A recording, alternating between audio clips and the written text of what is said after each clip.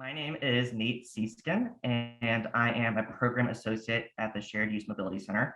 And today we have the opportunity to hear from Ann in Arlington. Ann, would you like to introduce yourself and describe what project you're doing in your community? Sure. My name is Ann Foss. I'm the principal planner on the strategic planning team in the Office of Strategic Initiatives at the City of Arlington in Texas. And today I'm talking about our RAPID project, which stands for Rideshare Automation and Payment Integration Demonstration. Right. And so can you describe the nature of that project and how it works? So the RAPID project is a one-year pilot where we are integrating a fleet of 5 autonomous vehicles provided by May Mobility into the city's existing on-demand rideshare service, which is powered by Via Transportation. We're operating in about a 1 square mile area that includes Arlington's downtown, which is our civic and cultural core, as well as the University of Texas at Arlington campus, which is a large campus that has about 40,000 on-campus students. So we're providing AV rides throughout this area in a very dynamic on-demand environment. Great. So could you describe, you mentioned that you have had this partnership with Via. Can you describe the nature of your partnership with Via and how the RAPID project built on top of that partnership? Definitely. So the city's been partnering with Via for close to 4 years to provide on-demand rideshare services in our community. We started off in just a small portion of the city, and we've expanded the service area incrementally each year. Earlier in 2021, we did expand to cover our entire city, which is 99 square miles and almost 400,000 people. So we have that rideshare service in place throughout the city. And then the RAPID project also builds on previous autonomous vehicle pilots that we've done in Arlington. This is our third AV project that we've done. So our first was an off-street low-speed electric vehicle shuttle that drove autonomously in our entertainment district. Our second was an on-street autonomous vehicle that followed a set kind of circulator route. So with this third project in RAPID, we have achieved kind of the next phase of testing, which is integrating AVs into our existing public transportation and providing an on-demand, dynamically routed service.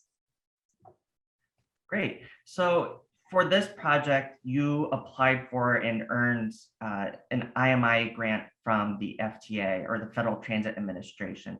Could you describe the process for which you applied for this grant and how it came about and how it supported your project?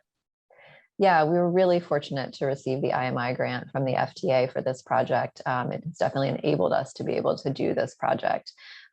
So we had always been planning and hoping to be able to test out the integration of AVs with our rideshare service.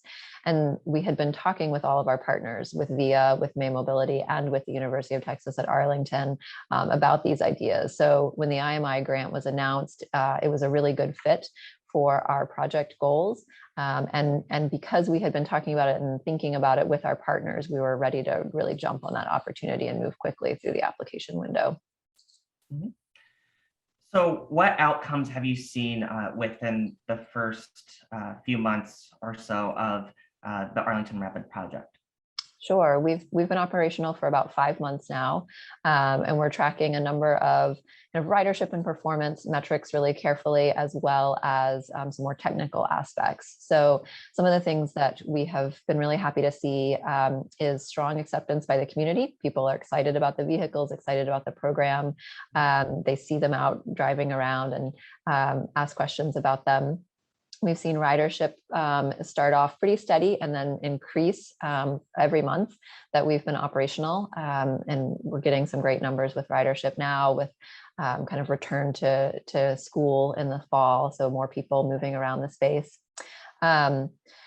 We've also been tracking rider satisfaction, both, kind of through Via's app. Riders can rate their ride at the end of each ride. And then we're also deploying a couple of surveys to get more detailed feedback from riders. And overall, we've seen that riders are satisfied with their ride. They feel safe. They would ride again. They would recommend to others. So really pleased to see that acceptance. And then on the more technical side of things, we are tracking how well the autonomy technology is performing. So we're seeing high rates of autonomy throughout our service area, as well as really seamless integration on the back end with VIA and May Mobility.